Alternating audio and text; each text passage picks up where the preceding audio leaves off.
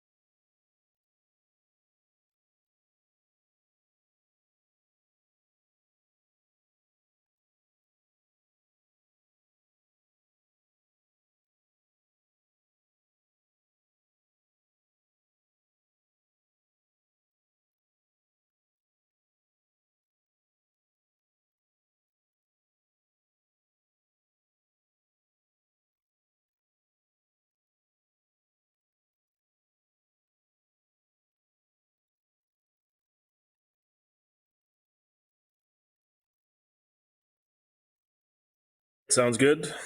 Okay, we're live. All right, good evening, everyone.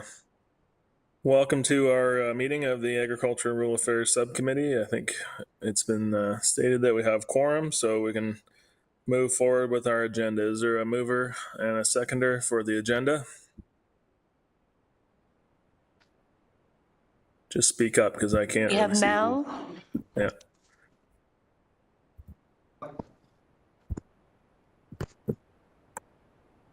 And there's a seconder. Dale Smith. Dale. Thanks, Dale. All right, everyone's in favor of that? Seeing all hands. Very good. Were there any amendments? Sorry, I didn't get to that part, but. No amendments. All right. Everyone's good with that then. Any declarations of interest to declare at this time?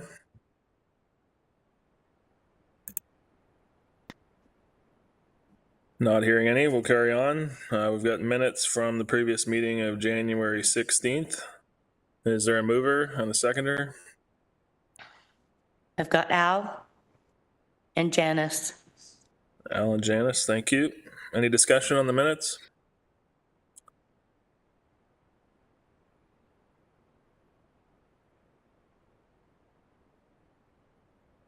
I don't see anyone.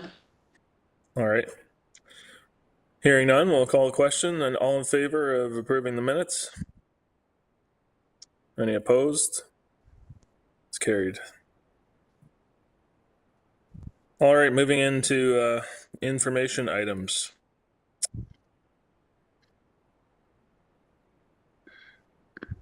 I think in the interest of time, we'll address items 7.1 to 7.5 together, and we'll vote to receive them all. So we've got 7.1, private tree bylaw review. And I think we have Louise with us online. And she's going to provide the committee with a presentation on this item. Welcome. Thank you. Thanks for having us. So my name is Louise Thomason. I work at the City of Hamilton. I'm the Senior Project Manager of Policy and Preservation in Forestry and Horticulture. So typically my role includes work with public trees and the public tree bylaw and the permitting side of that.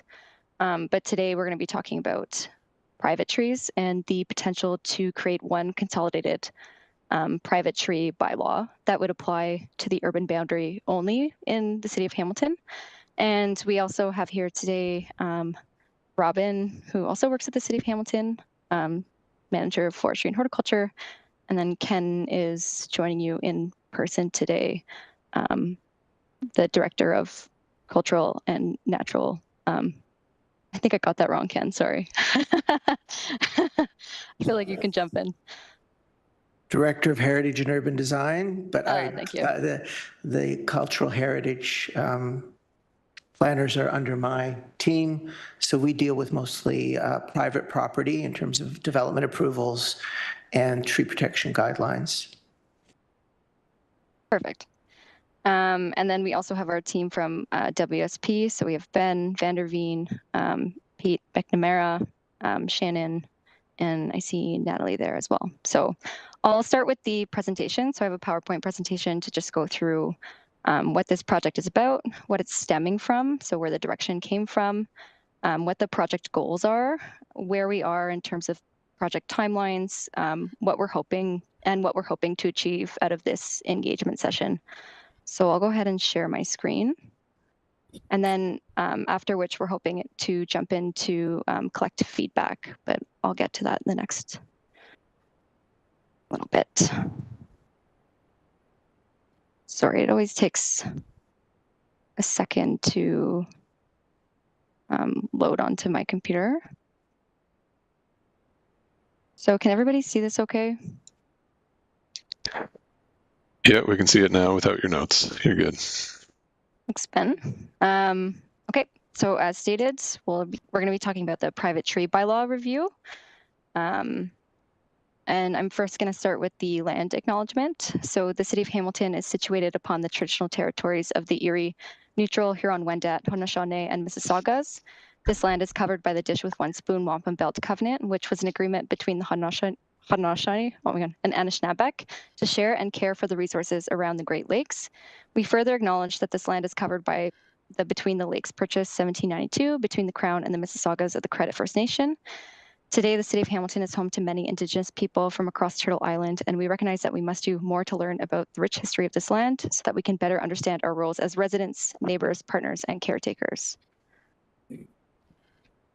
So as stated, we're going to be talking about the private tree bylaw. But before we jump in, I just want to identify where the direction to review this came from. So in June of 2023, Hamilton's first urban forest strategy was approved by council. And the overall goal of the urban forest strategy is to increase canopy cover to 40% by 2050 for the urban boundary. And just for somewhat current context, as of 2017, our canopy cover was at 21%. So we're almost looking to double that canopy cover. So that's quite a big jump. 2050, it's about 25 years from now. So we have a ways to go. And during public engagement, residents, stakeholders overwhelmingly called for better private tree protection and that Hamilton should investigate the feasibility of a private tree bylaw. And we do have existing private tree bylaws, but they were in existence prior to amalgamation. So they don't apply to all of Hamilton. And again, this was just one of the tools that was identified within the urban forest strategy to leverage to hopefully get to that 40% canopy cover goal. So it's just one of those tools to leverage to hopefully achieve our overall goal of 40% by 2050 for the urban boundary. And again, I just wanted to highlight there was extensive public consultation that occurred in 2021 for the urban forest strategy, and it included 2 phases of internal and external workshops, a public open house and a series of public workshops, 2 online surveys, one of which you can see here on the screen asked explicitly if people thought that Hamilton should update its private tree bylaws to have one consistent regulation across the urban area. And then of the respondents, 97% said yes. So again, through this public consultation came the action item to review Hamilton's private tree bylaws to create one consolidated one. Just a few definitions to help us along with our conversation. So when we're talking about the urban forest, it includes all woodlands, individual trees, and groups of trees along streets, in backyards, parks, commercial areas, industrial areas within Hamilton's urban boundary, and it's publicly and privately owned trees. So when we're talking about the urban forest, it encompasses all of that.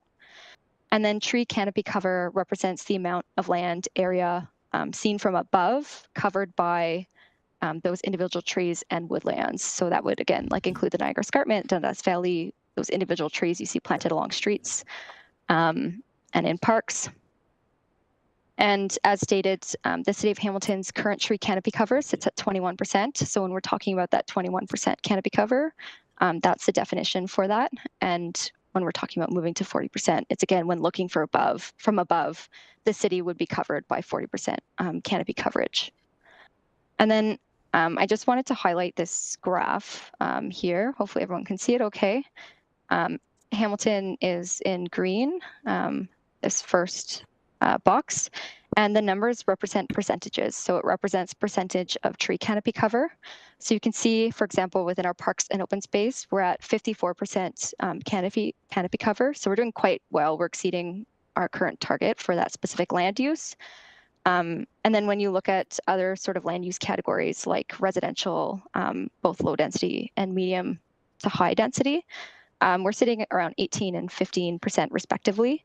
And then when you compare that to other municipalities nearby, comparable municipalities, you can see we're sitting in some cases quite a bit lower than other municipalities for that same land use category. And then this image represents that canopy cover seen from above. So you can see the green, that would be the Niagara Escarpment that cuts through our city. So that's obviously like a darker green because there's a higher canopy cover percentage there. So I'm sure it's probably about 100% canopy cover right there. And then as you move north, that's our Portland, so the more industrial area. So you can see that has very little green on it, so much lower canopy coverage. And then kind of sparsely dotted on either side of the escarpment, those are kind of more typically low residential institutional areas. So kind of more somewhat, in some cases, more evenly distributed and heavily distributed canopy cover, but then it can kind of vary and sparsely be a bit more sparse kind of in these urban, more downtown core areas.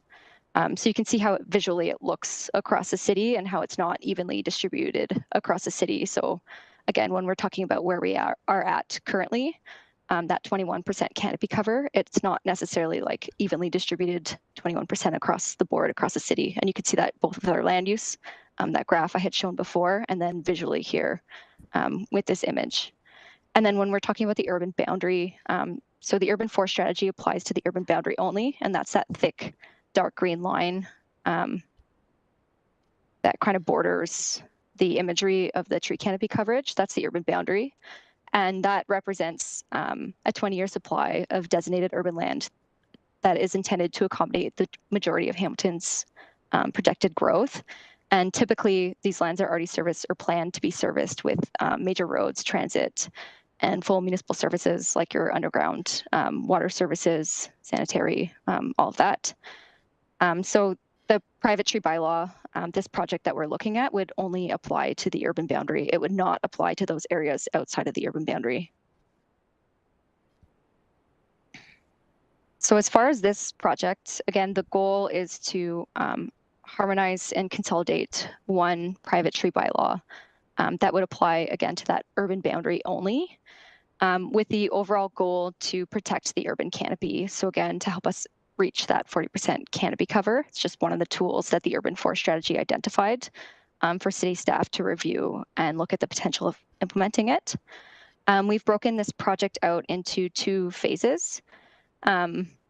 We're about here in red in that initial engagement phase. So we've done the background review, so looking at official plan policies, current bylaws, current tree protection guidelines.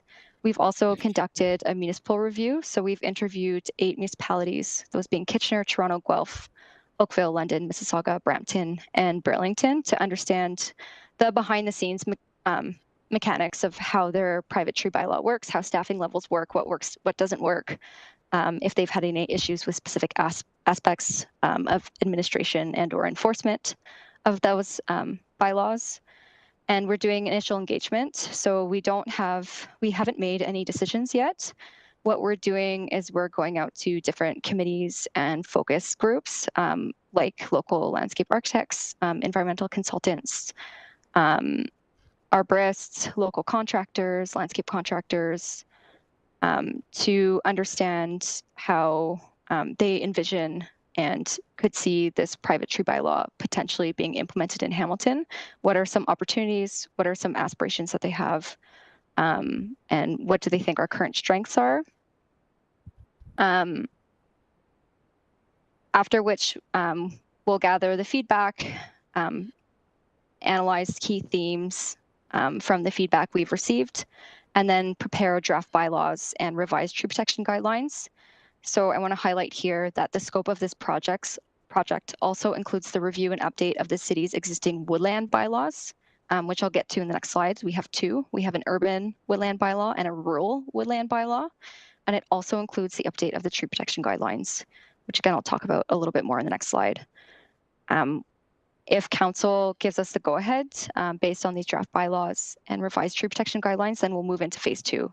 So there will be another opportunity for engagement. We're going to roll out more broad public engagement sessions. So those are kind of more your typical public engagement workshop style open house.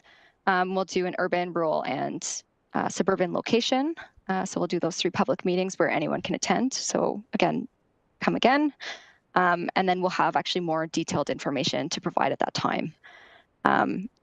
We'll take the information we gathered from those public meetings and engagement events, and we'll update the bylaws and tree protection guidelines into one final package to put forward to council for approval.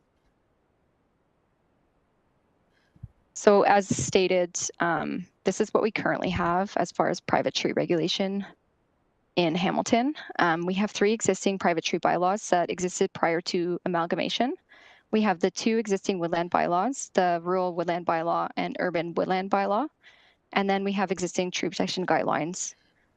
As far as our existing private tree bylaws, they all regulate different things, which makes sense. They used to be independent municipalities or towns.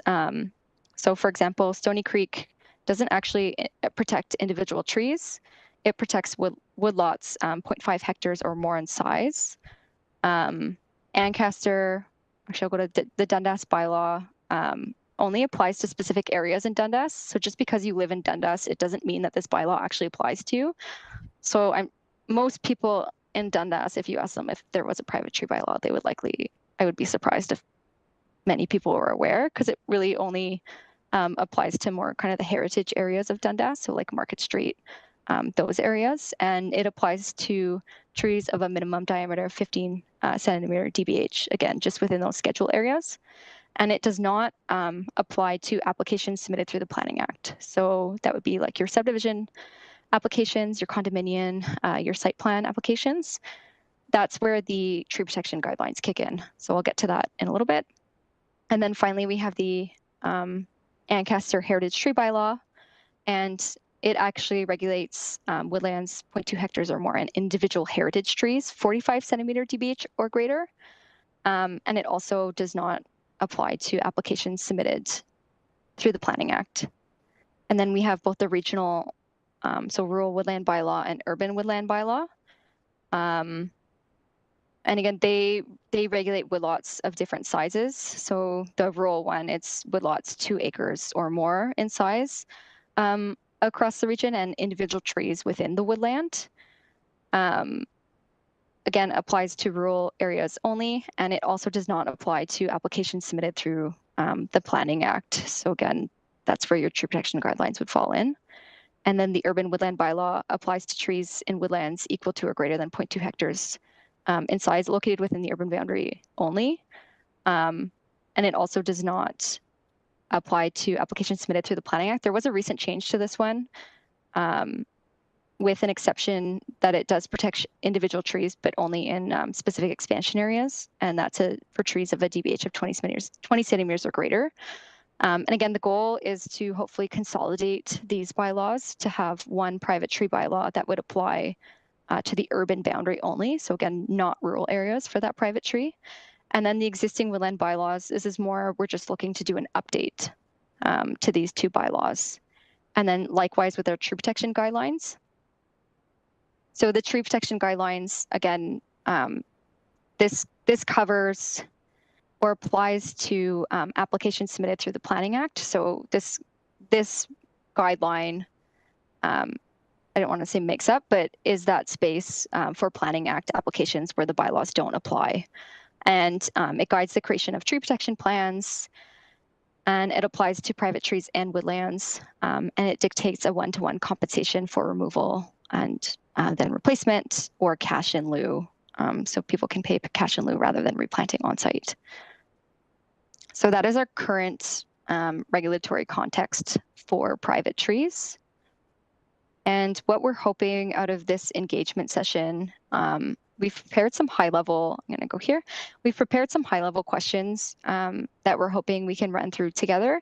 And because we're doing a hybrid, we use kind of a Merle board, but understandably for hybrid meetings, it doesn't necessarily work as well. So we can read through the questions together and then transcribe any comments. But I'll let Natalie explain the different questions, and then we can pause for questions before we actually jump into it.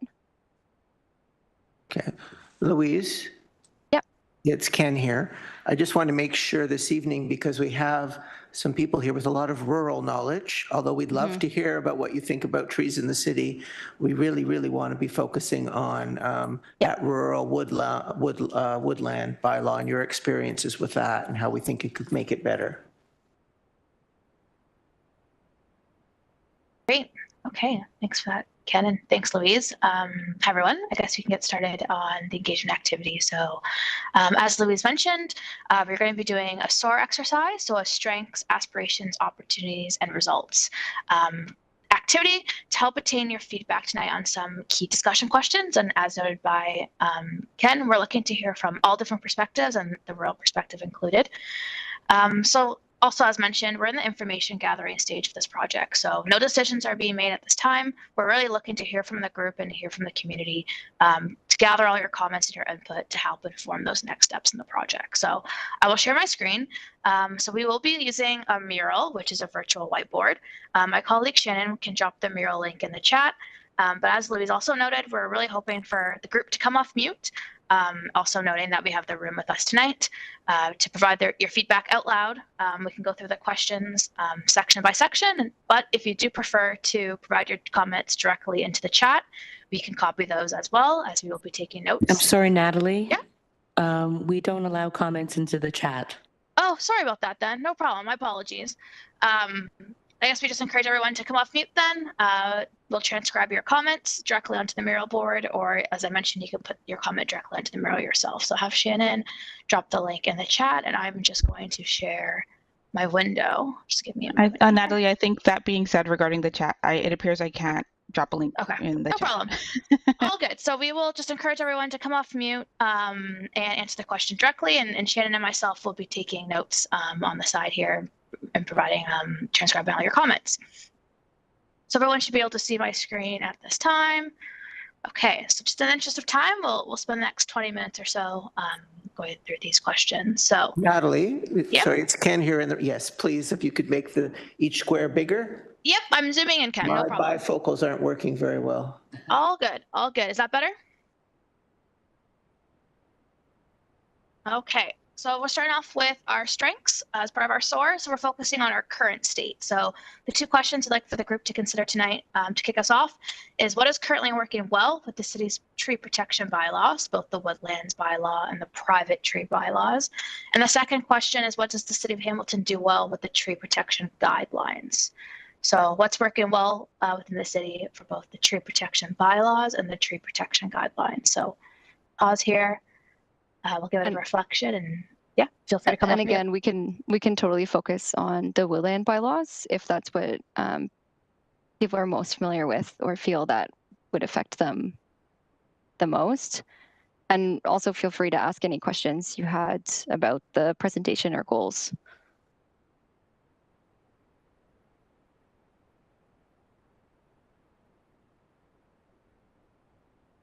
Have any of you had like much interaction with the woodland bylaws? Have you found?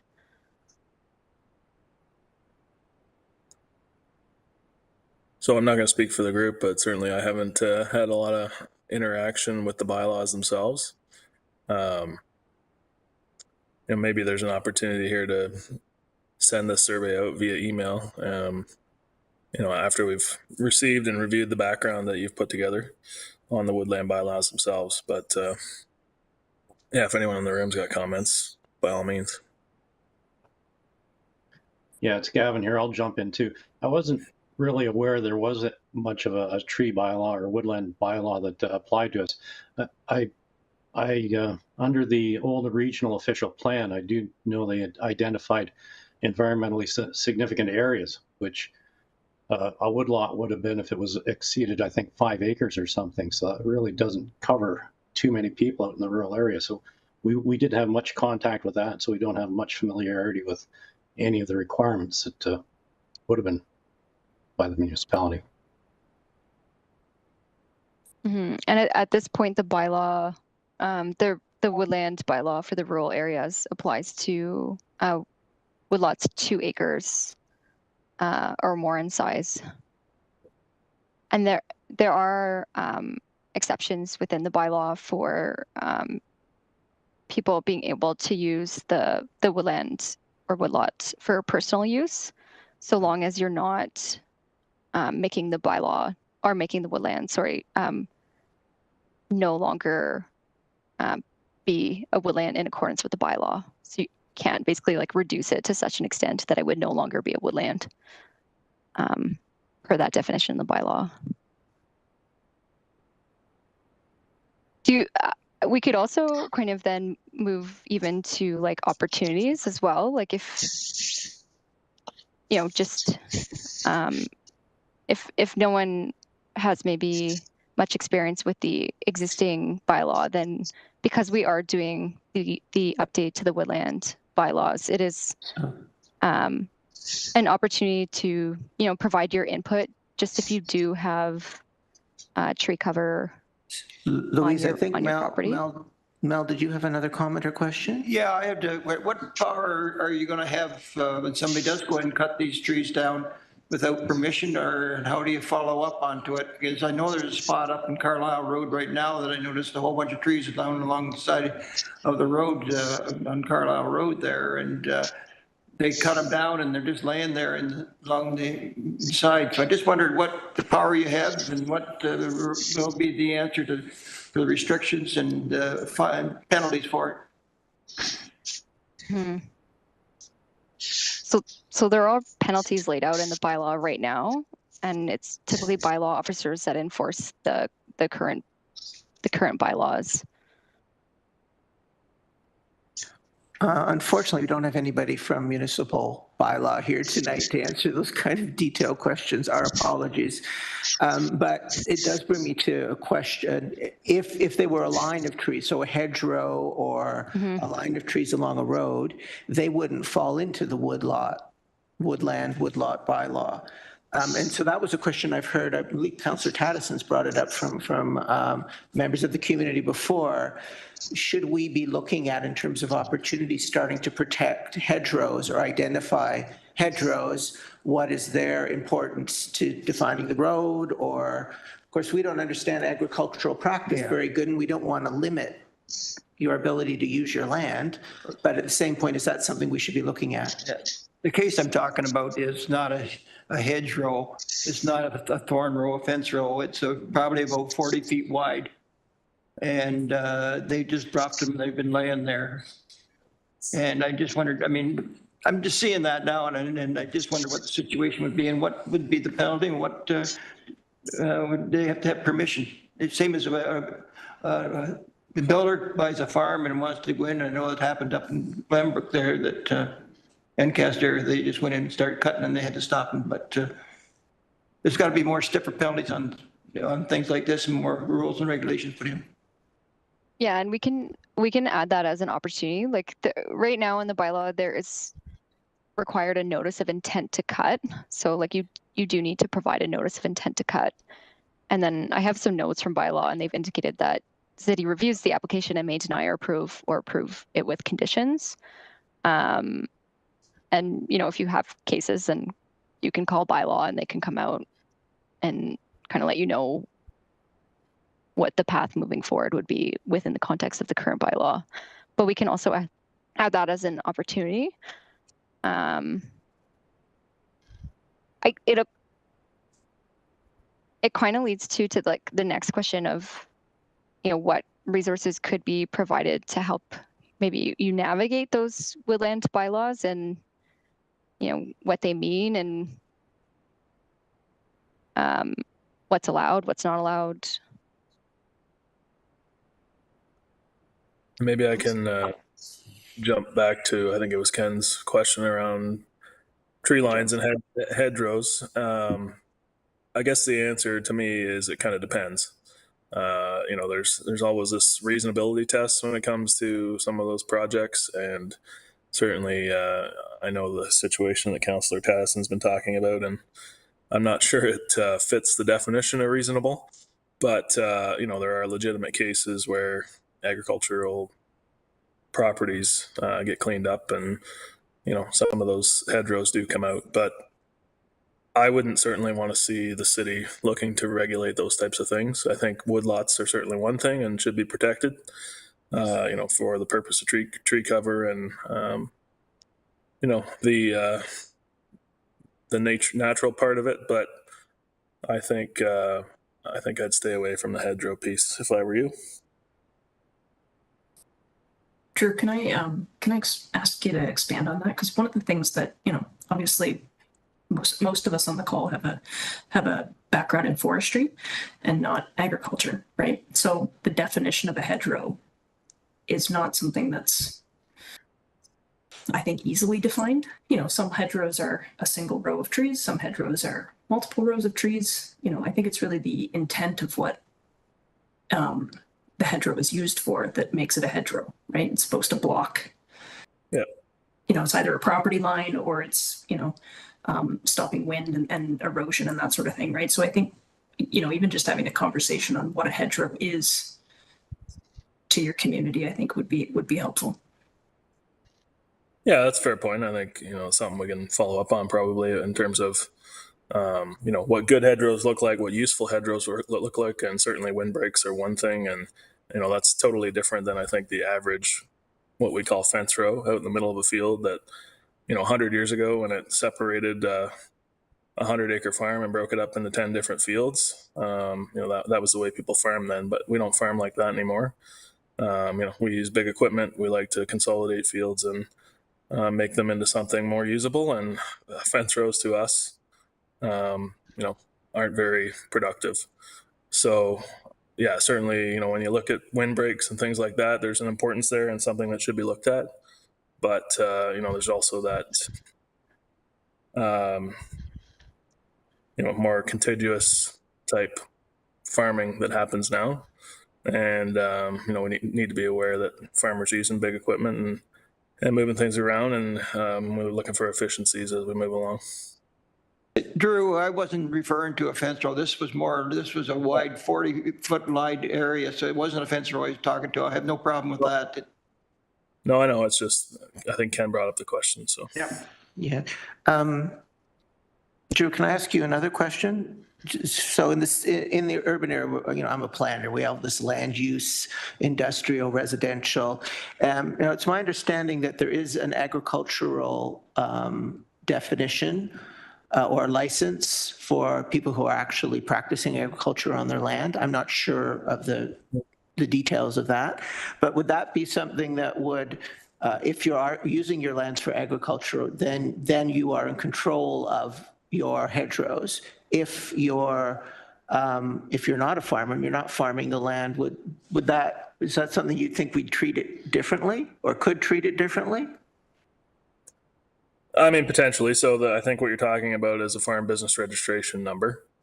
And, we've used that before in different aspects of the city in terms of, getting a building permit on a farm to ensure that it's a farm building. And, on a farm building, you don't pay DCs and things like that. So we've used that stipulation to get farm permits.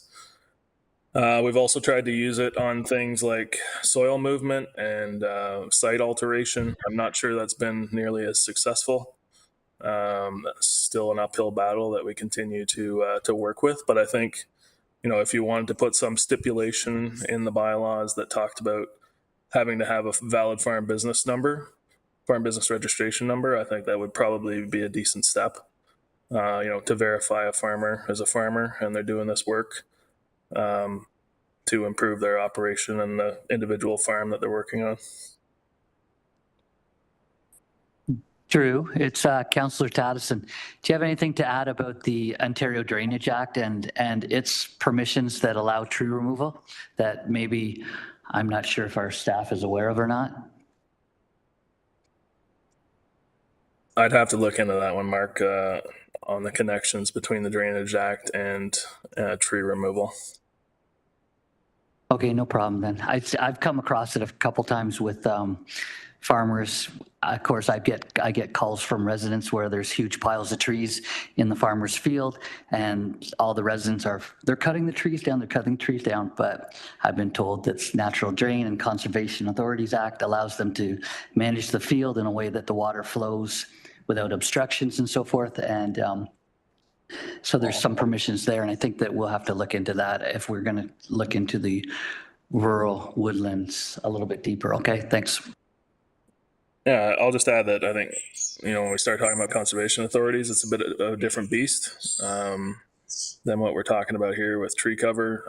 They certainly want their piece of the pie when it comes to the discussion around trees and removal as well. So, I'm aware, and I think you are, Councillor Tattison, of some situations in Niagara where some farmers have squared off fields, what I consider fairly small scale, an acre or two. They've got kind of uptight about that. So there are some challenges there for sure. And one thing we might want to do is consult further with the conservation authorities themselves. Yeah, Louise, we are meeting with the conservation authorities on this, right? Yeah, that's fine, just to check. Does anybody else have any concerns or thoughts about the hedgerow issue? Seems like Drew's got it covered. Oh, I wouldn't say that. Shannon, can we make sure we throw in the Drainage Act piece as well? Sorry, if you threw it in and I missed it. Through the chair, Nancy Mills has her hand up. Go ahead, Nancy. Thank you. Thank you, Drew. The comment that was made by Mel in regards to that 40 odd footage of trees that were cut was, from what I understood, was in direct need because they were all dead ash and the hydro wires were being influenced. So that was why they were clearing it. Oh, I stand corrected. The city made them do it. Yeah, that's it. If you have the address, we can check into it. If you have the address, Mel, can you send us approximately where? It's the 9th concession, which is Carlisle Road on your way into Carlisle from Highway 6. Okay. We will ask our friends in MLE. If I one thing. Sorry, go ahead. No, go ahead, Ben. No, go ahead. I was just You going to go. say I can wait. I was changing the subject. All right. I actually was too. So I was actually hoping to maybe go back to the presentation, and you talked a lot about inside the urban boundary and the tree cover there. I think that's a good delineation of having that urban plan and then setting aside the rural area for this discussion. But I will just comment that currently there are some farmlands within the urban boundary.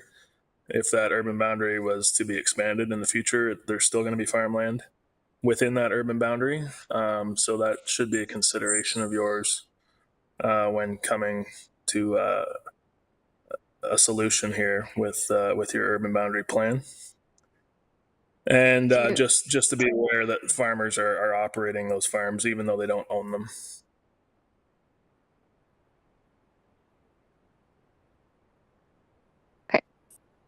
Are you speaking to specifically in respect to, because if there's farmers operating within the urban boundary, then they would then fall under the woodland bylaw for the urban boundary, for the urban area, sorry, and the private tree bylaw. They would get encompassed into that. Okay, so include considerations for farmers for those bylaws within the urban boundary as well. Right. I'm just saying it may become an issue in the future for those farms that are within the urban boundary if it was to expand. And how is that dealt with for a farmer that wants to basically continue with normal farm practice within their area? Yeah. Drew, can I ask you, if you don't own the land but you're farming it, does your license follow you? So that would be a way to control that. Because I think the pressure we have, and we have had in the past, especially with the province putting, the urban boundary in and the urban boundary out and the urban boundary in, is if developers buy property and they want to remove woodlots because they're difficult to deal with later in the planning process. And I think some of our recent changes to the woodlot bylaw were to try and capture that and reinforce that so we're not losing the woodlots unnecessarily while we're waiting for development to occur. So that would be the kind of pressure we'd be looking at in those parts of that urban woodlot bylaw.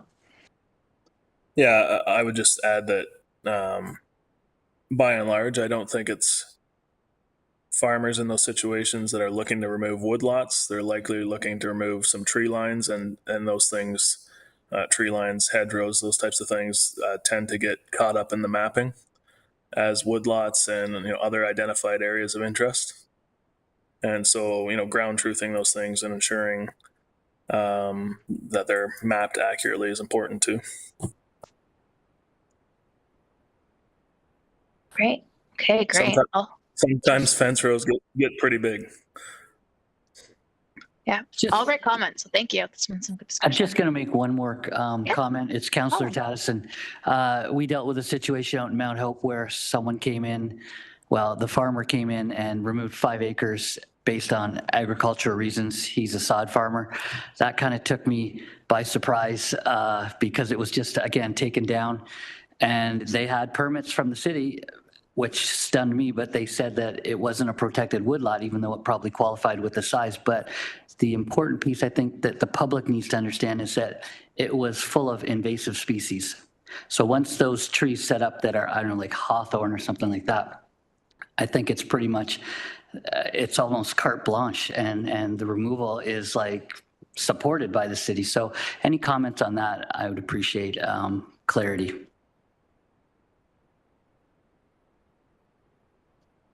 Yeah, that's an interesting comment that we've had previously as well when it comes to defining what a woodland is. Whether or not you include woodlands that are potentially lower quality filled with invasive species. So that's something that we'll have to take into consideration as well. It's those exemptions for invasive species. There are a few exemptions in the, I think it's in the urban, the woodland bylaw for urban areas for Siberian elm, Norway maple, tree of heaven. But yeah, something we'll have to take into consideration. I have a question. We've just been made aware recently of the province's move with Bill 5, which mentions specifically an abrogation of the requirements, many of the requirements around endangered species. It also addresses heritage woodlands and wetlands. Is there any attempt to integrate what may or may not be happening with that bill with the tree bylaw that you're proposing? Through the chair, yes, Councillor, we're reviewing those right now in terms of responding to the ERO postings and looking at that. And we'll be considering that as we develop the bylaws, whether we put things under the Municipal Act, where they best fit in to achieve what we're looking for within the regulatory regime that the province has given us. Yeah, it seems I've tentatively reviewed the legislation. It's another major intrusion on municipal authority, which is being constantly eroded. Planning. Now you own private property or you're a developer on private property. Trees are gone. And they back that up with the OLT, as you know, in most cases. So it leaves us as impotent is maybe too strong a word, but pretty close in terms of what authority we may have municipally. And Bill 5 isn't going to help. Anyhow.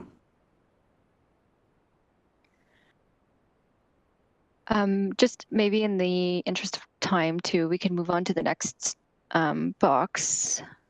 And I think this is more, we touched on some of it, but maybe if you're aware of any, I think Drew, you were touching on it, but maybe from the opposite spectrum of things that other municipalities, you think are doing well that Hamilton could aspire to with these bylaws or with this rural woodland bylaw. Louise, perhaps I can ask some questions here from my inquiring mind to help guide the discussion a little bit. So our goal is not to increase the tree canopy in the rural area. The rural area operates as the rural area. But are there places, first of all, is there a need to keep the existing canopy we have? And if we were to do a situation, for example, where we wanted to compensate, say there's a large number of trees taken down in the urban area, but we still want to capture those trees back and we have money to plant, would there be a suggestion or possibilities in a rural area that you could think of where that may work? Or would there be an incentive for us to, say, expand a woodlot or on someone's property, or put in a new hedgerow or a line of trees along a road? Would that make sense?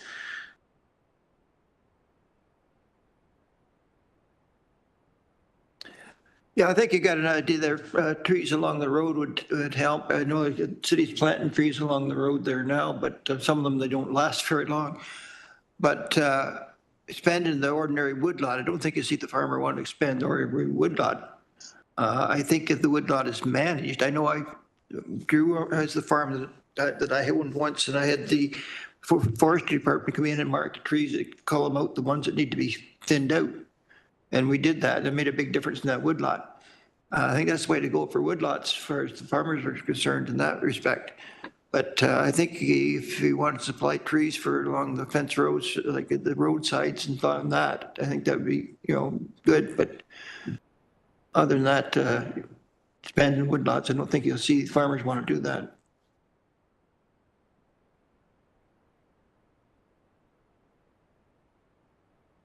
I have a couple parks in Glanbrook, Mount Hope Park, and we've started on a bit of a kind of wildcat tree planting operation there, because it's basically a park and it's not surrounded by any agriculture, and it's not surrounded by any houses. So we've started on that. And I've got another area in Turner Park, the south part, and it's basically baseball fields and then lots of meadowlands. And I see that as a potential area that you could, have at that without any resistance from anybody.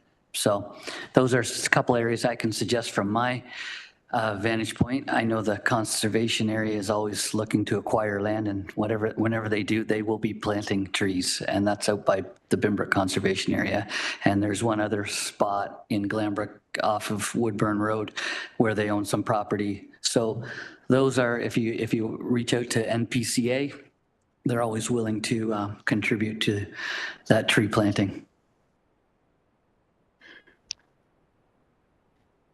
Yeah, I'll just chime in that not just NPCA, but also Hamilton Conservation Authority is buying up land fast and furious. And I think there's plenty of areas there that they have that they'd plant trees on in some type of partnership with the city. I also think that, if you were to incentivize farmers in some way to plant more tree cover, they would probably take it up. If it was a reasonable program, there's areas of different farms that maybe are less suitable for crop production and might be better suited in some type of a woodlot or tree planting. So, but it's got to come with that proper incentive to do that.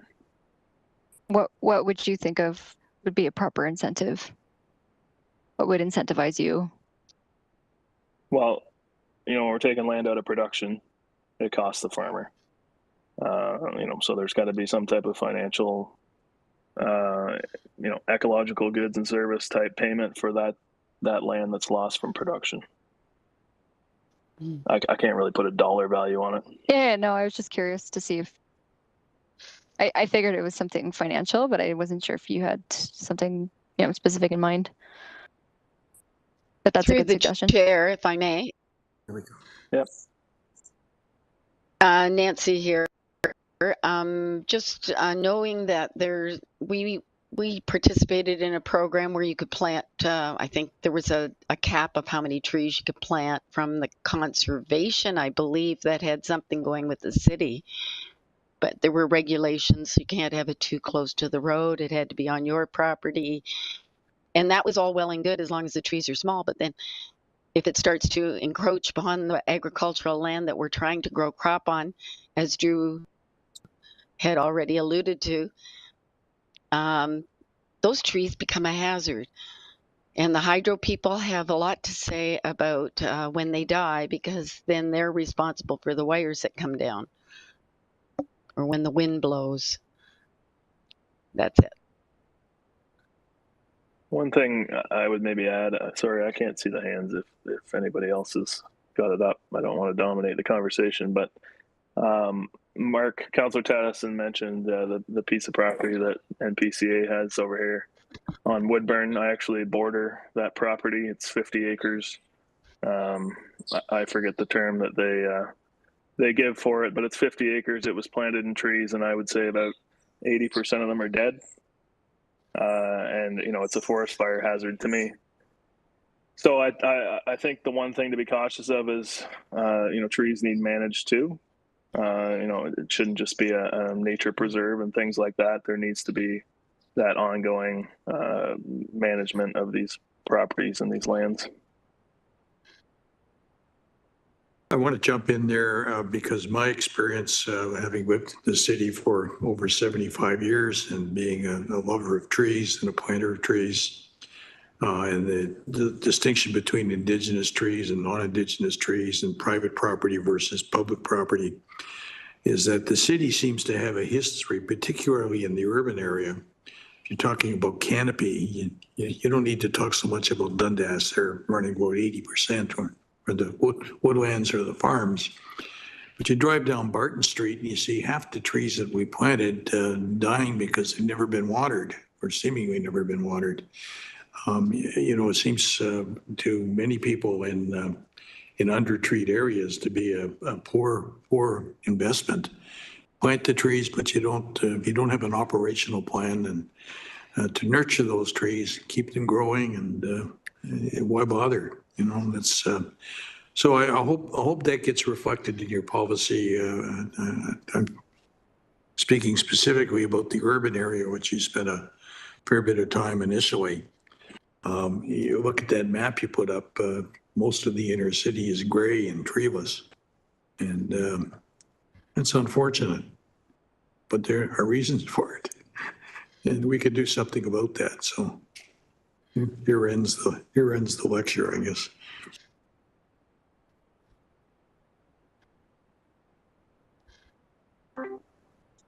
Shall we move on to the last question, or does anyone else have any more aspirations for this? Can I ask a question, just a clarifying question? Sure. I can't remember who it was that said it. It's somebody that's in person there, but talking about rural roadway planting, which I think is something that we've done for the last few years, somewhat successfully, sometimes not as successfully. And where I think we've done it successfully is where the landowner is engaged and wants to steward those plantings. So, you know, I'm in rural Flamborough, and I see on some of the concessions and some of the, you know, Highway 52, Linden Road, there's some of the areas around me where we've done some planting. You know, they've survived the first few years, which to me means if they get through the first 2 to 5 years, they're probably going to be okay. And I think in those cases, we've had engaged landowners who, you know, cut the weeds down and manage the trees well. And I wondered if there's any opportunity, you know, the advice from this community of how we can do a better job to engage with rural landowners to plant those trees along the road, but get the assistance of getting them to establish, because urban trees are different than rural trees. You know, we've got crazy amounts of wind and you know, just totally different exposure elements. And having the landowner, you know, do the extra work of, you know, weed whacking or grass cutting, or, you know, if there's extra watering. I just wondered if there's any opportunity there or any suggestion. If I may, through the chair, Drew. Yeah. To answer you, Natalie, I believe that like we did the program, and we quite appreciate having an attractive front of a field, and it looks very good. And using native trees is key. That's just my 2 cents. Anybody else?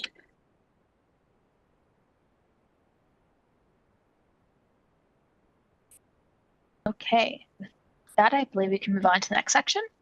Yeah, and I think in the interest of time, maybe then we can just ask like one final question with, how can we keep you engaged and informed, both with this project, but then kind of on a broader scale as well, kind of to Robin's point, like if we do any incentivization or any programs, how best do we engage with the community? And then we can wrap up, because I know you need to move on to other things. And also as part of that, how do we inform you about the woodland bylaw? It sounded like most people on this committee really didn't know too much about it or have too much experience with it. Yep. So how?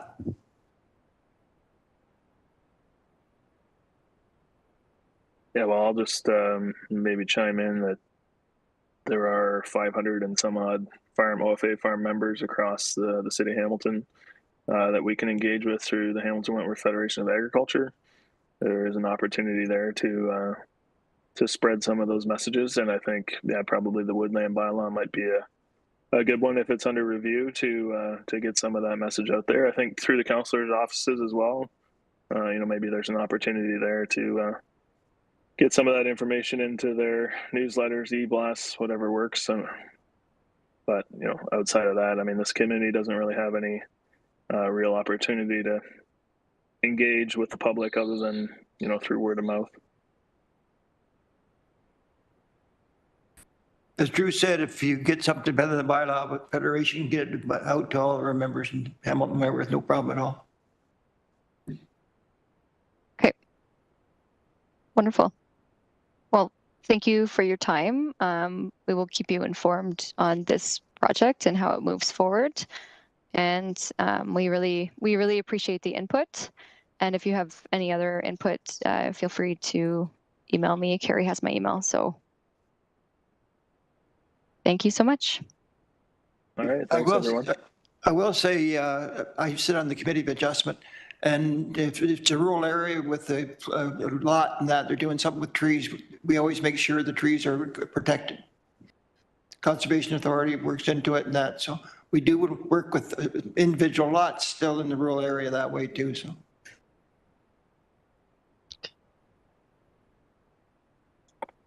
Wonderful.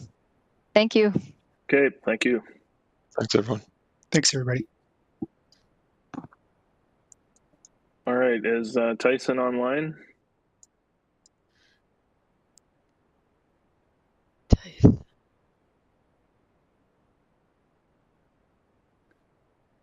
Are you there, Tyson?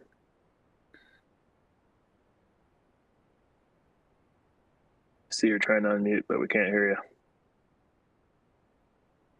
We can see you now.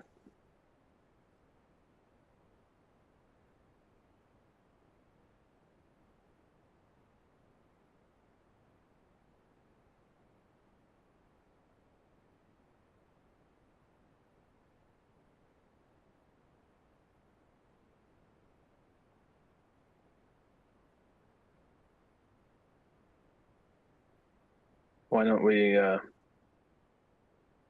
jump into the next one if we could? Is Dave Hayworth around?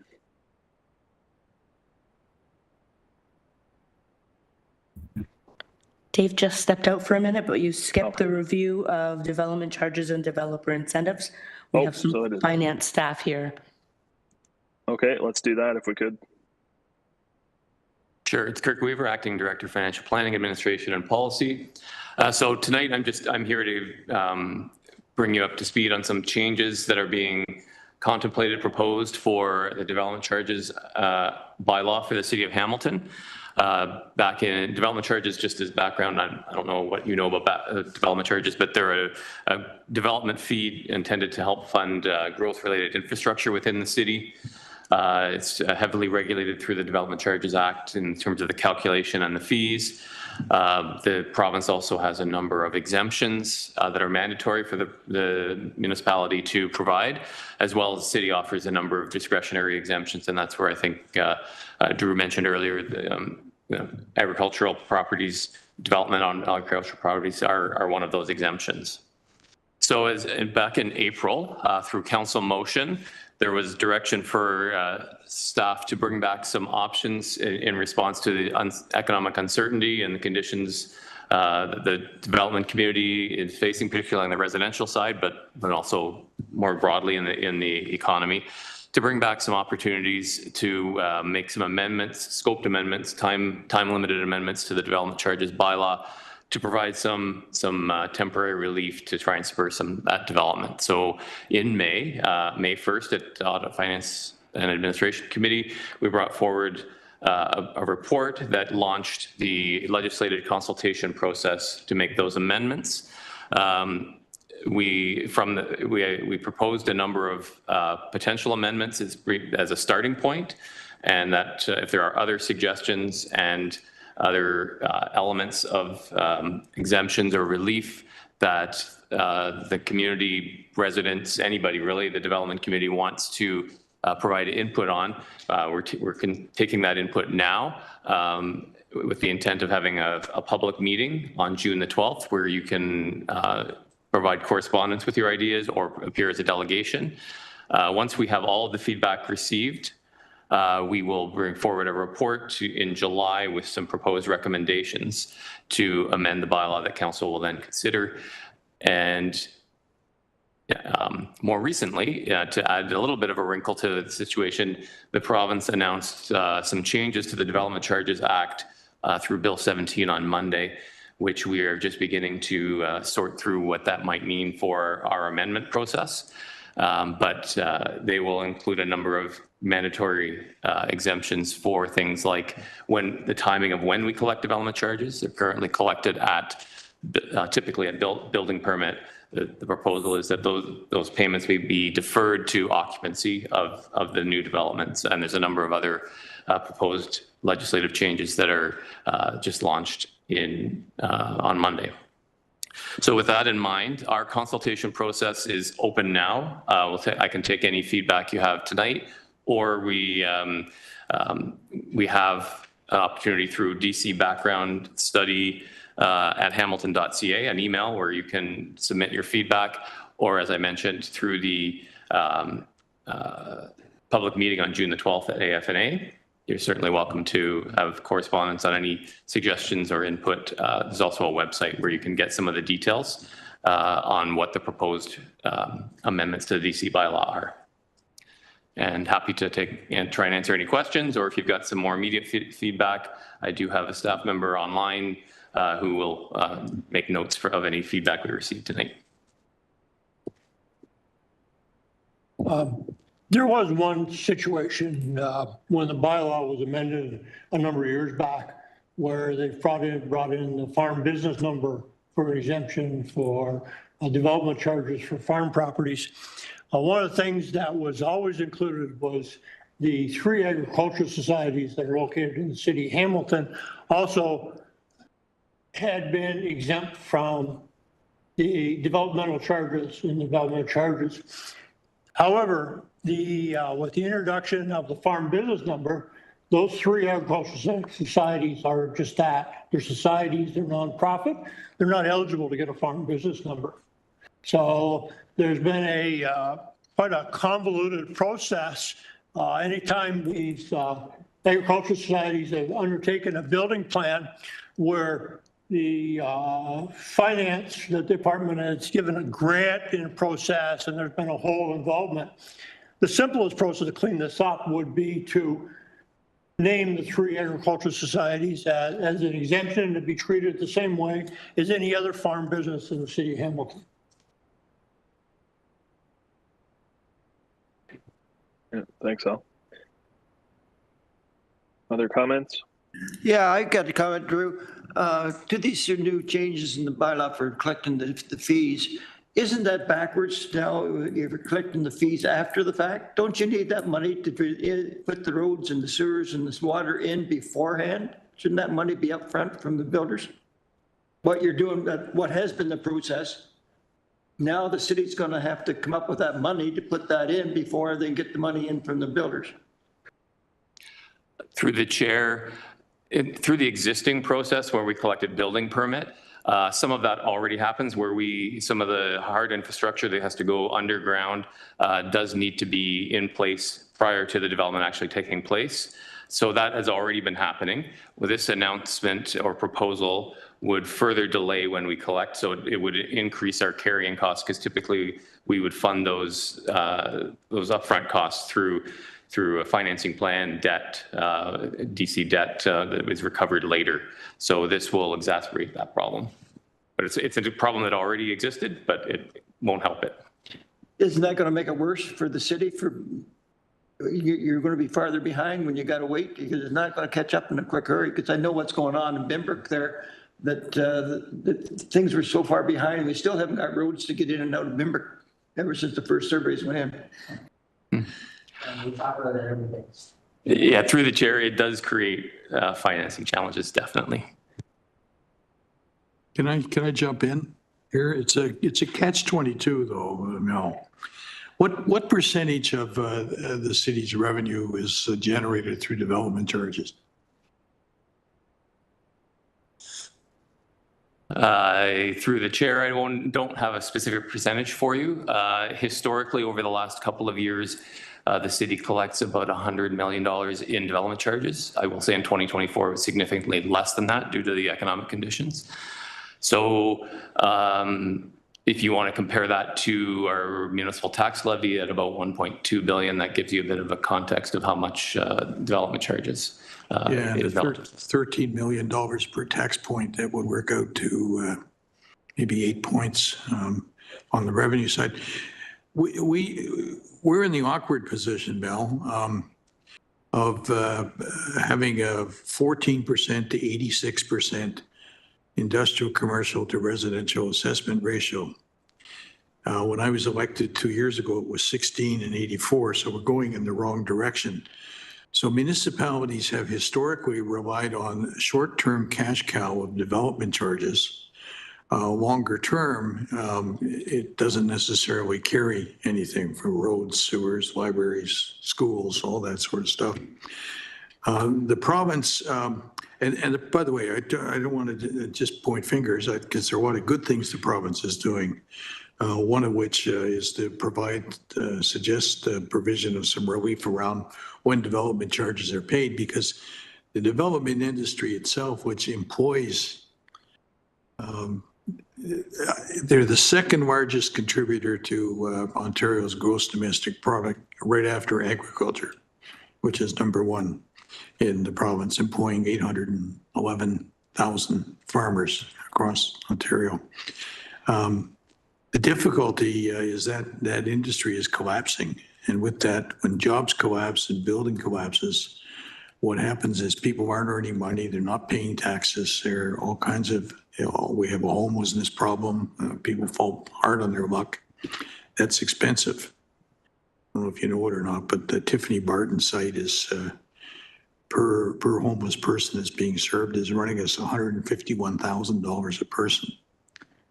You know, you could rent an apartment for 5 years for that, you know. So there's some real connections that a lot of people don't focus on.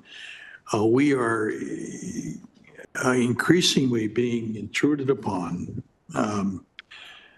by the province, and I think their heart is in the right place. They're trying to rescue an industry that's in collapse. I understand that. So where am I going? To really be able to handle these macro situations, we need a shared sense of purpose. We need all three levels of government to come to the table around homelessness. There was some talk during the federal election for both the major parties about the federal government providing substitute revenue for the development charges that would or could be lost through some of these adjustments to bail out the industry. So very, very complex. And with something that's very, very complex, you need a very comprehensive, multi-level solution. And municipalities can't handle it on their own. I think that would be fair to say, wouldn't it? Correct. That would, yeah, it needs to be a partnership. And as the councillor mentioned, while we don't collect until occupancy, that might create financial challenges for the municipality. From the an industry that's in some crisis, it creates a cash flow benefit for them that they don't need to pay those fees until later and when they have achieved occupancy. So there's a balancing act happening with these kind of proposals. Similarly, the city needs to balance the number of exemptions and how we, the less we collect in development charges doesn't change the amount of investment we need to make to support the growth in the city of Hamilton. So if it's not funded from development charges or not available to be funded from development charges, ultimately it goes on tax and ratepayers. So if we don't get on top of the collapsing industry, and I'm going to sound like I'm contradicting myself because it's a short-term cash cow, we don't plug into the short-term cash cow, which frankly, given the lay of the land, creates incredibly complex and difficult problems for the city. You think a 5.6% tax increase is high. It competes with other jurisdictions, but people need to remember that we had a $3.8 billion infrastructure deficit. That's work that should have been done that hasn't been done. So we're also on a per capita basis, the poorest large city in Canada. So we don't have a lot of financial, this isn't the era where we had Studebaker and two strong steel companies and International Harvester and Westinghouse and Slater Steel. And when I was a kid, when we had a 50-50 tax ratio and we were Firestone, we were the ambitious city, right? Those days are gone.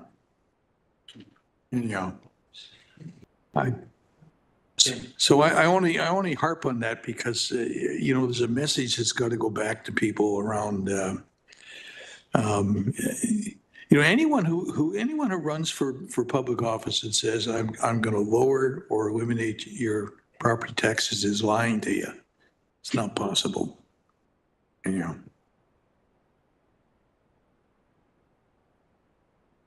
So I'll maybe just chime in that, I think from the standpoint of this committee, moving forward with the review of the development charges bylaw, I think we want to see farm building exemptions maintained. I think we want to continue to have that FBR requirement for folks in the rural area on farms that are building buildings. We want to make sure that that's a requirement going forward. And I think, as Al mentioned earlier, one of the biggest oversights that we've seen in the last number of years since the last review of the bylaw was around those agricultural societies out in the rural area. So I think we'd like to see them brought into the fold as well in terms of exemptions. I agree with all of that. What we need to realize, though, is that the urban developers are asking for the same break farmers get. They don't want any development charges either. We'll let the province deal with that. Development should still pay for development. So we'll take this feedback back and incorporate it into the broader feedback. And maybe what I'll do, just because tonight doesn't have to be the only night that you provide feedback, is through the clerk's office, I'll provide that email address that I recited earlier, and maybe it can get into the minutes so that you all have that. If you have thoughts or opportunities to provide feedback before the next round of committees. And the clerk is shaking her head in that it won't be minuted. Okay, that's fine too.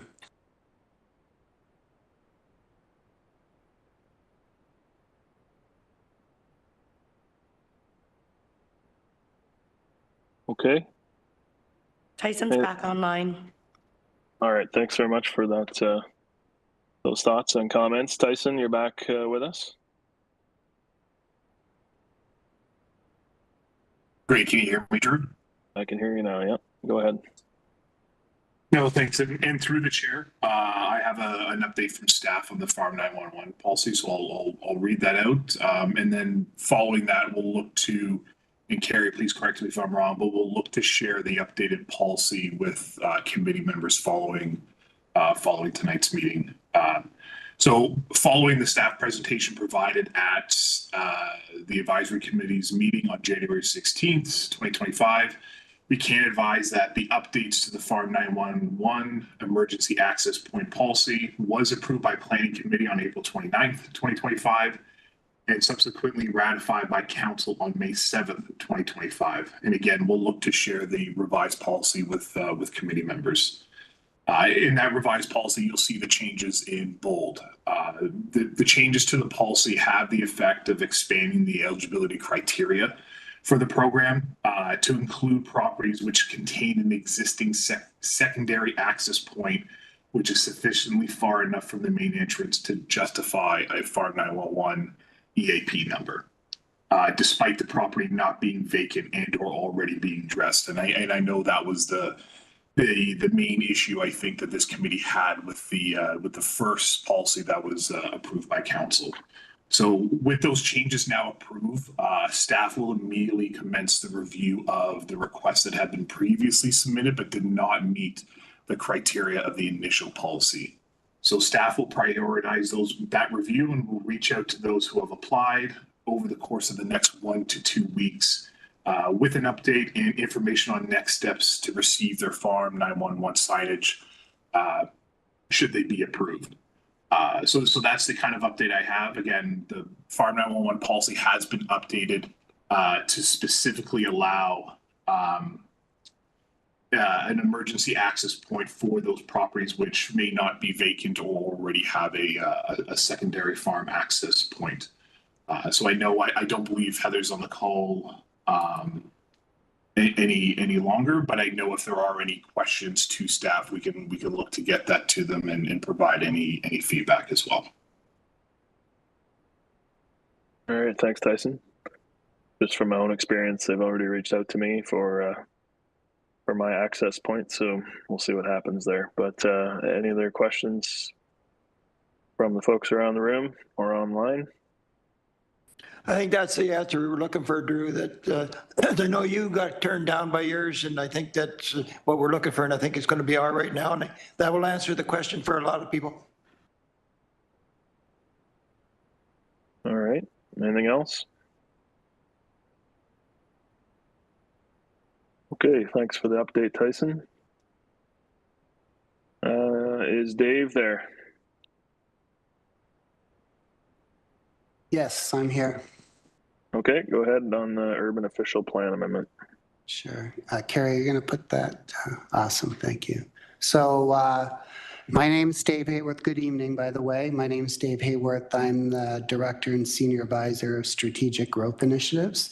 So my understanding was you wanted someone to come and give you an update relative to the Elfrida urban boundary expansion. So that's a big topic. I believe there's about 22 studies and the 2 OPAs associated with the application. So what I thought is I would come and give you a little overview, high level of the application and the agricultural impact assessment that was submitted and what our process is for reviewing that and where we're going with this application. Okay. Next slide.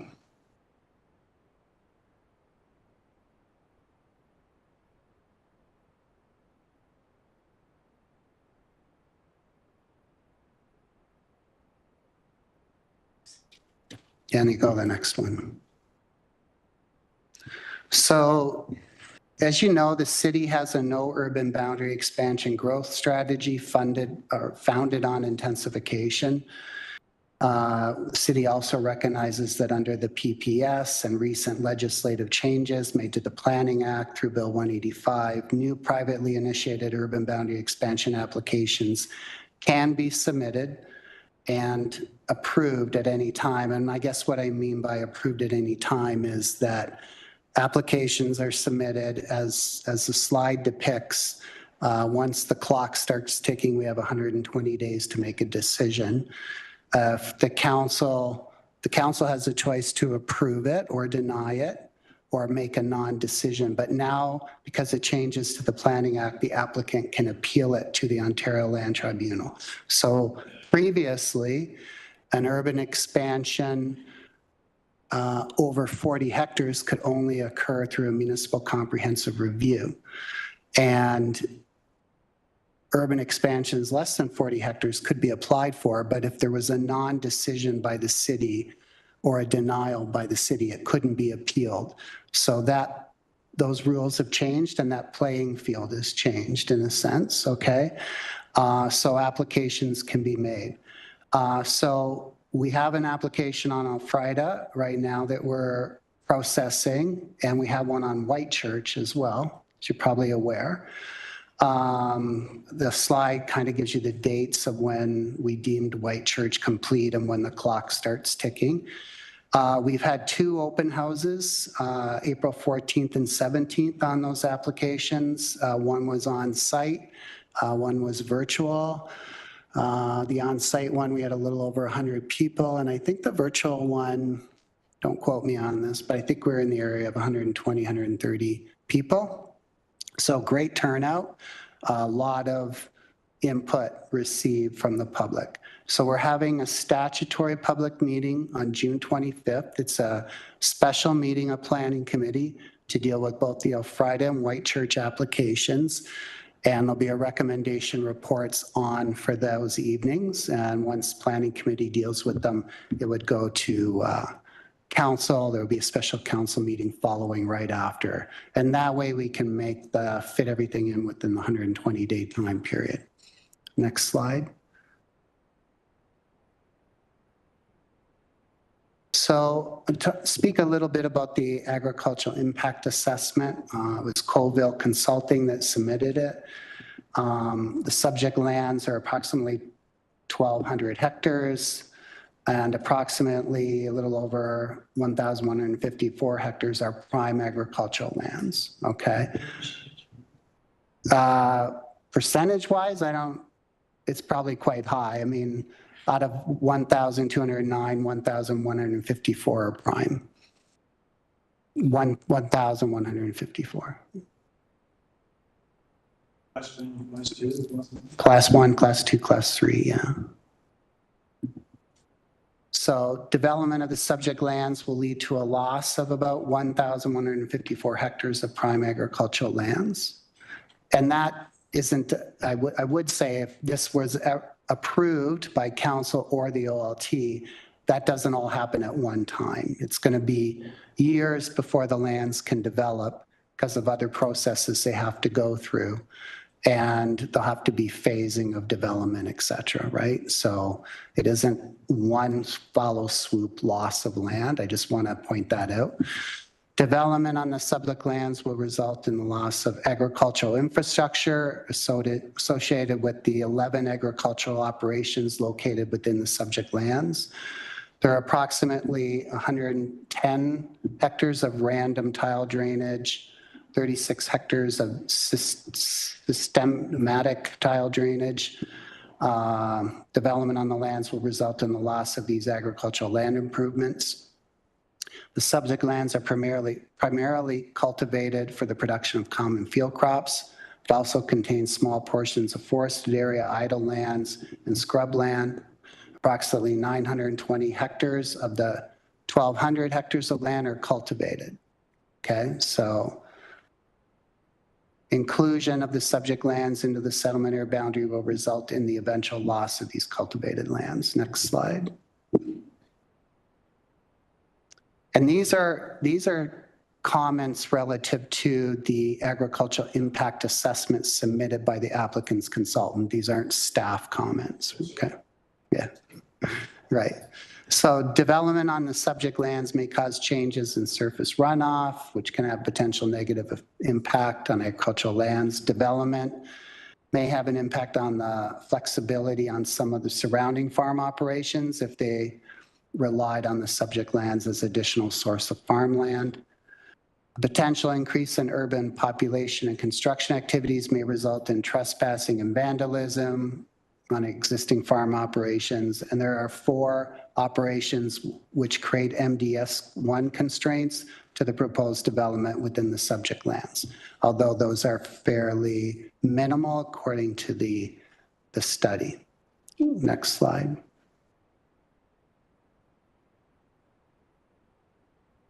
So it's likely that development on the subject lands will introduce more traffic to nearby roads over time. However, it is unlikely that the increased traffic will significantly impact farm operations in the surrounding area.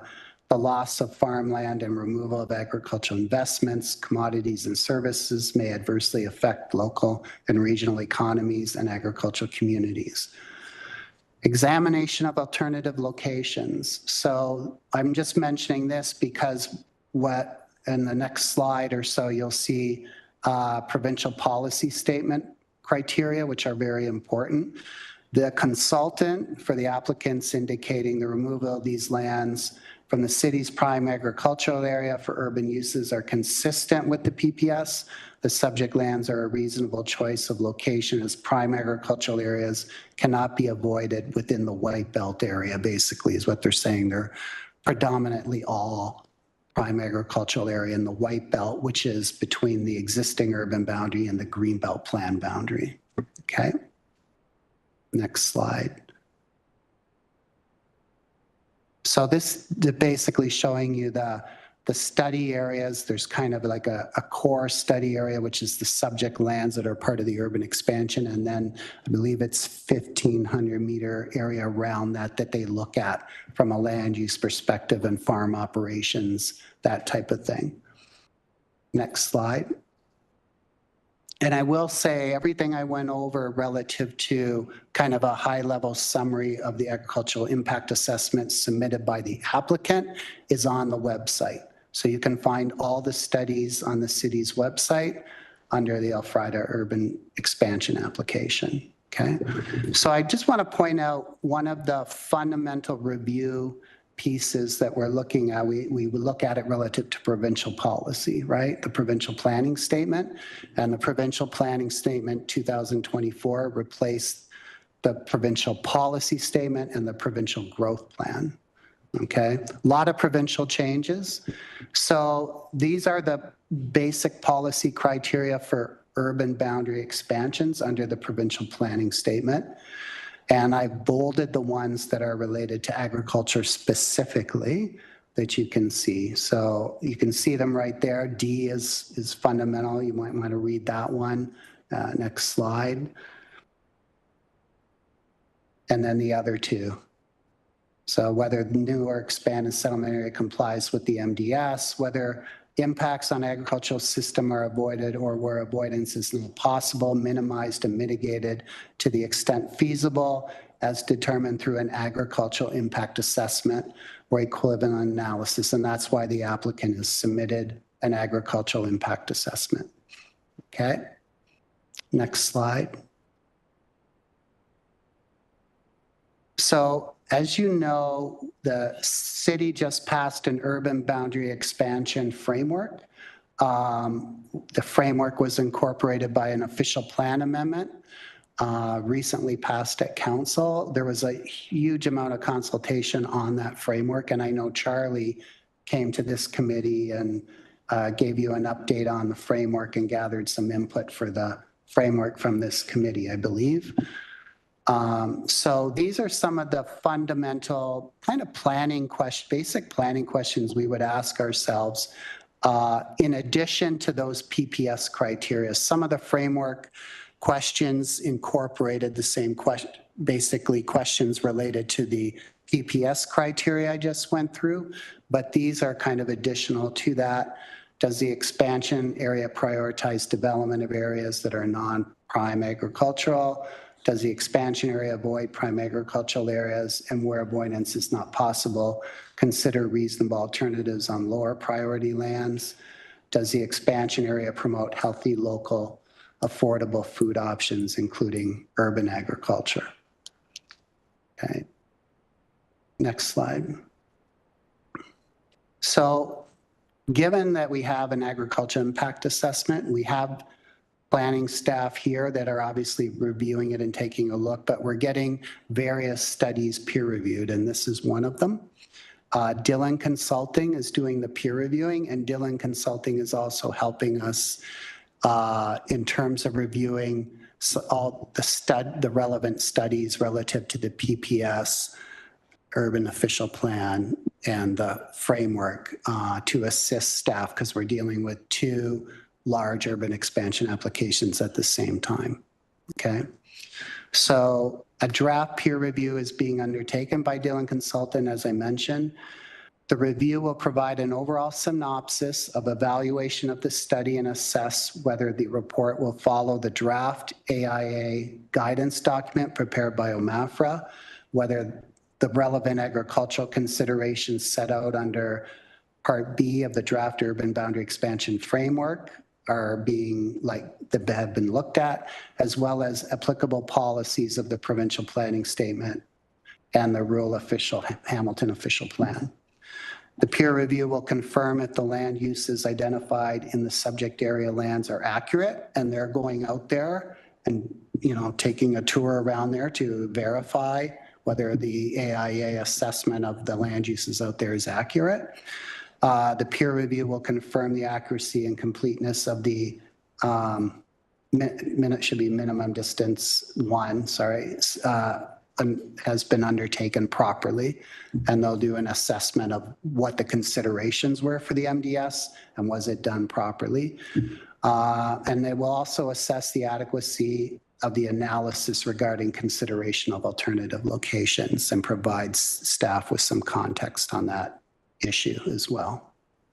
And next slide. And that's it. That's the update at this point in time. Drew, I just have one question. Sure. Was the same peer review given to the 20 Road West application that we're giving to Elfrida and the Whitechurch lands?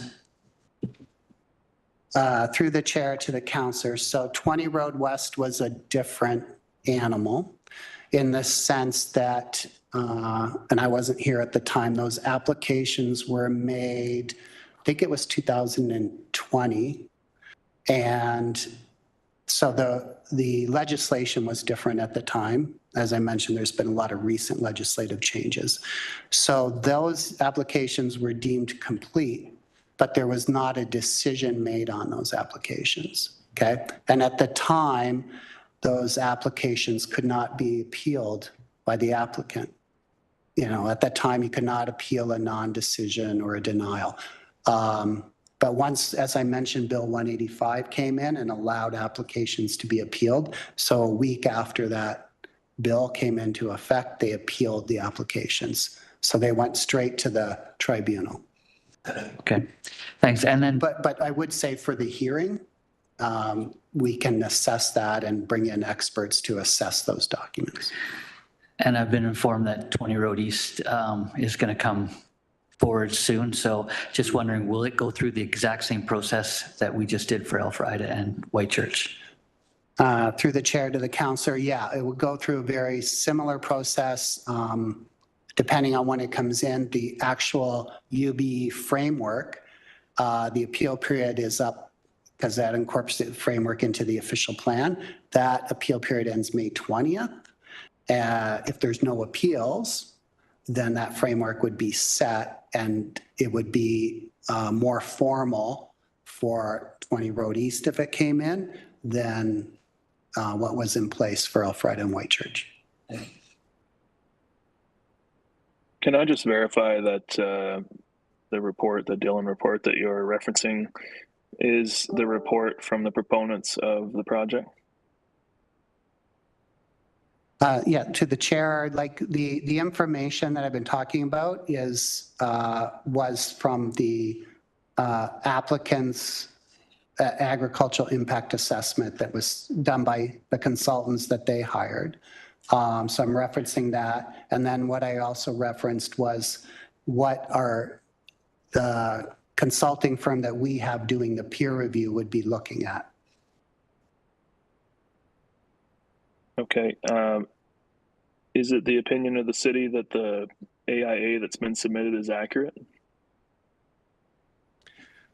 To the chair, that's all being assessed right now. And just, I guess, one more question. What actual agricultural input has gone into this agriculture impact assessment? Well, like I said, they looked at, to the chair, sorry, they looked at soils, they looked at what lands are being cultivated, they looked at land uses surrounding it, farms, et cetera, parcel sizes, fragmentation of the agricultural lands in the area. And those are all types of components they look at for minimum distance separation, components they look at for all the agricultural infrastructure I mentioned, as well as something that they looked at relative to assessing the impact on agriculture. Okay, thanks for that. I think, so I've read the report. I read it on the GO train into Toronto one day, and I was astonished at some of the things it says. It's completely misleading. It certainly speaks to, the subject lands, Alfreda lands, being more consistent with being developed than it does consistent with agriculture. Frankly, I think the thing is a joke that's been put forward and is being consulted on. So, I think this committee is on record in the past on Alfreda specifically. I don't know that we got to Whitechurch, but we have opposed this urban boundary expansion for many reasons. But, foremost being the fact that it is virtually all prime agricultural land. There are other opportunities in the city to build, and the city took the initiative of moving forward with a no urban boundary expansion for mainly that reason, the impact to agricultural land and farming as, one of the biggest economic drivers in the region. And so, I think I'm glad that the city is peer reviewing that submission. There's a lot of other commentary, I think, that should go into it, and one of them should be actually consulting with the farmers in the area. Obviously this committee is a good step, but there are a lot of impacted farm operations in that vicinity, both in Alfreda and Whitechurch, that certainly need to be consulted with directly. Yeah, through the chair, as I mentioned, we have a 120-day clock ticking. And as I mentioned, these are private applications. This is not a city-initiated review where the city has an opportunity to undergo a tremendous amount of consultation. We have to respond to the applications. We did hold 2 open houses, which were open to anybody to come in, suburban residents, rural residents, farmers, anybody could come in and provide comments at those open houses as well. But we are under a time limit where we have to go out and process the applications and review the submission.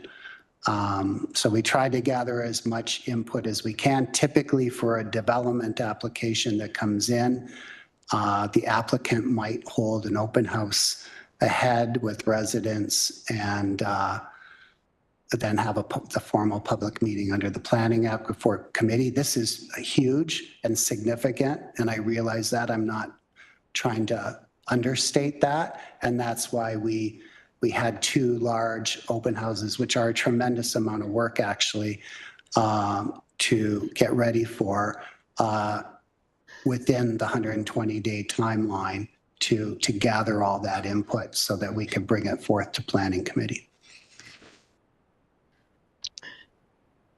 Drew, if I may, I have a question. Go ahead. Through the chair, is this land labeled Greenbelt? Yeah, through the chair, no, it's not Greenbelt. It's in the White Belt. So as I mentioned, that's an area between the existing urban boundary and the Greenbelt plan boundary. Okay. Okay. Thank you. Any other questions? Yeah, I've got a couple questions, if I Drew, for you, through you. Go ahead.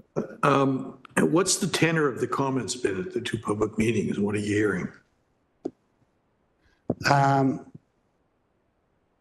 So they had some topic areas. There's concern for infrastructure. There was concern for transportation. There's concern about loss of agricultural land and natural heritage, and, you know, kind of the whole aspect of the philosophical aspect of sprawl versus, you know, intensification. So part of our report, the one for Alfreda and Whitechurch, we will have like a consultation package summarizing all the consultation and theming out what were the important themes at the recommendation report stage. Councillor Taddison did some quick math here, and he tells me that roughly 77% of the land is class 1 and 2 ag lands. Is that accurate in your opinion? There is a map in there. I would say that's probably reasonably close. I haven't done that calculation myself. It seems reasonable. Once it's the history of this kind of encroachment is once the land's gone, it's gone. You know, and that this is. I think this one's going to have a tough time getting through council. That would be my hunch. That doesn't mean it'll have a tough time. As you know, the OLT was a very significant diversion from the previous plan, where all the local review would be done by esteemed citizens and would only take place if the development deviated from the official plan. It was actually an effort to engage people in the official planning process so that together we could all build the strong, healthy, caring community that we want. That was the old system, right? When we did away with the OMB, we had a local planning tribunal, not an Ontario land tribunal. And anyhow, I could spend all day on it. I won't, but you know, we've got a significant challenge on our hands to protect these lands, and I think an obligation to do so. Mel, right? To be so bold. Okay. Thanks, Councillor. Drew, I'm just going to ask him a question. You mentioned about the joke, what the agriculture part was. Would there be any chance you could get farmers together that rent that land, run that land, and get the report on what is grown there and the product that's grown there? You have a better idea of how good that agriculture land is. If you can round up some names, I'm certainly willing to meet with some people. I assume you're talking about between the core study area, which is the urban boundary expansion area. You're not probably talking about farmland within that expansion area, but likely, I think the secondary periphery study area was 1,500 meters. So I assume you're talking about in that zone. I'd be willing to meet with some. Time-wise, here's the thing. June 25th is the report going to planning committee. It's got to be to clerks 2 weeks before that. It's got to go up the review food chain at City Hall in terms of sign-offs, etc. So yeah, it's about 2 weeks that we have. The reports are basically going to be finalized in 2 weeks. Drew, is there any chance of getting that put together? Well, it's about. I know it's a difficult time at this time of year, but I mean, that would be the one way to get exactly know how good that agricultural land is. I think we might be better off just to work through OFA, HWFA, and make a submission maybe by the June 10th deadline, if that's what it is, to the planning committee on this, as opposed to trying to get people together. This is about the worst possible time to ever try and do that. Yeah, through the chair, I think, yeah, if you have like associations that are going to provide comments, like you get them in, we wouldn't be able to consider them in the staff report, but planning committee can certainly consider them at the time that they're reviewing the staff report. And it's like when someone comes to the public meeting, right? And they do their presentation at the public meeting. The recommendation report's already prepared, but planning committee will consider those comments made at the public meeting and weighing in and making a decision on the application. Yeah. As Drew said, I think we can get something from the OFA, maybe the Federation, Hamilton Federation too also. Can I ask just on that, Drew and Mel, is there any history at all of developers coming to the OFA and saying, we'd like to work with you, can you identify class 4 lands so we can develop those, but leave the 1, 2, and 3 alone? Wouldn't that make sense to have that kind of a planning process? I mean, that would certainly be a aspirational goal, I guess, but I'm not sure that actually is something that's going to happen. I mean, developers, speculators buy land based on, future planning. Those decisions have been made a long time ago. A lot of this land is owned by speculators and developers. I think probably the majority of it. And they got a signal a number of years ago that this was bound to happen. And, here we are trying to push back against it. So certainly, our positions at OFA are obviously to move forward with housing in places that make sense with long-term planning. A lot of the recent changes have kind of gone against that. And, we're fighting an uphill battle around ag impact assessments, getting something with teeth to move forward to protect these ag lands and, doing things locally like the process we're faced here with in Hamilton to try and fight that battle. So to quote a rural maxim, I guess we're reaping what we sowed. Is that what you're saying? Well, I mean, over the years, it's all white belt, it's all designated. We've certainly got competing goods here. I mean, the province on a good day still, and notwithstanding the fact that they've put this OLT process in place, they still do talk about wanting to preserve prime agricultural lands and the importance of that. But I guess there's been no dialogue with none with OFA from developers, sadly. Yeah, I mean, there is here and there, but it's not anything that either of us are actively doing on the forefront, I'll say.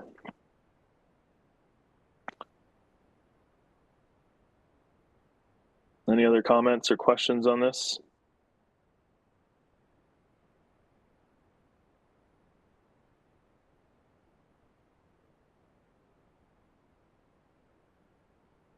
Everybody still with me? It's gone quiet. Yeah, but move on, Drew. Okay. Thank you, Dave, for the information, and we'll certainly be putting something together to submit. I would ask Carrie maybe if it's available, we could share with Dave the information that's come out of this committee before on Friday. I think we had a motion, I'm going to say in 2021 about the urban boundary expansion. Maybe we could share that. I will look for that motion and share that with Dave.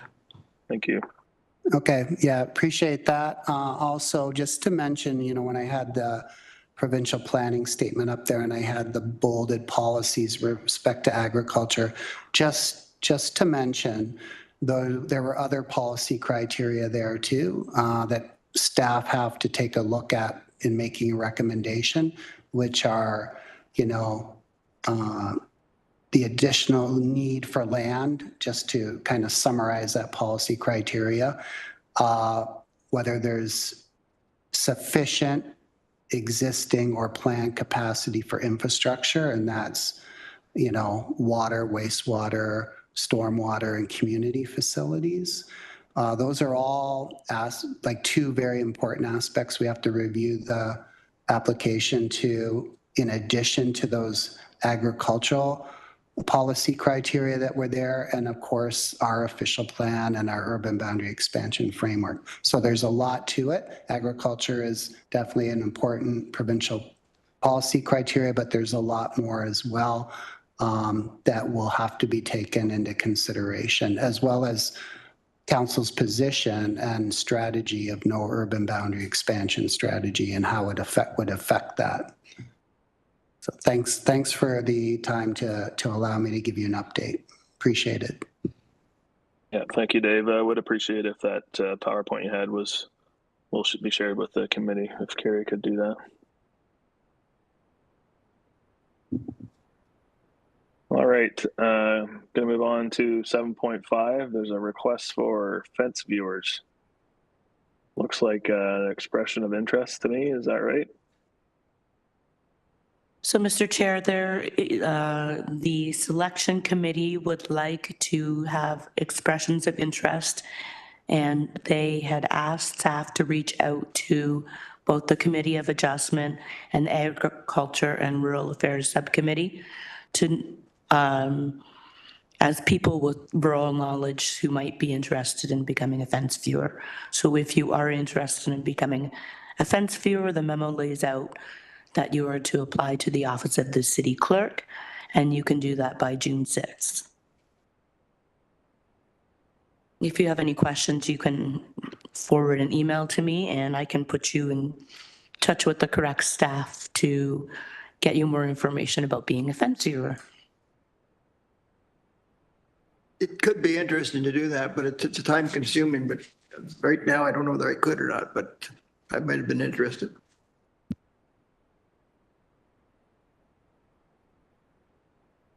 All right, maybe some of you around the room could share that through your networks as well, and we can hopefully find someone that could do the job. I don't think it's very strenuous. Drew, a question I have, how many members would be on that committee, or is it just a one-person committee, or? Through the chair, I believe there are 3 fence viewers appointed.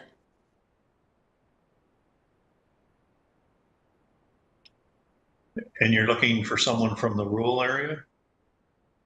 Someone with rural experience.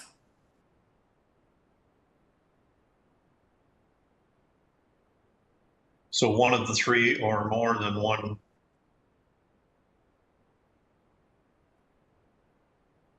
All 3, if you read the memo, all 3 applicants should be from the rural area with rural experience or knowledge thereof.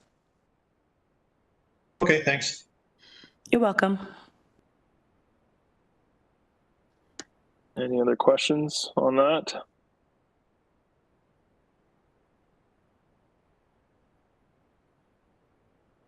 Okay, if not, we'll move on. And can I have a mover and a seconder to receive items 7.1 to 7.4?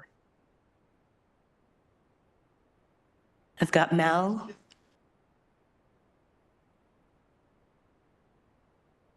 And Councillor Beatty. Councillor Beatty, thank you.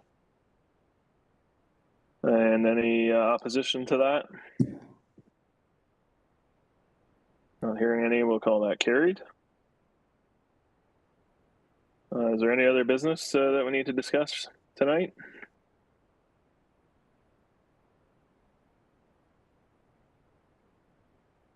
All right, not hearing any, I'll call for adjournment. Is there a mover? Mr. Chair, we don't need a mover and seconder to adjourn. You just have to call out the time. All right, we're adjourned then. It's 8:53 on my phone. Thanks, everyone. Thanks, Drew. Bye. Have a good night.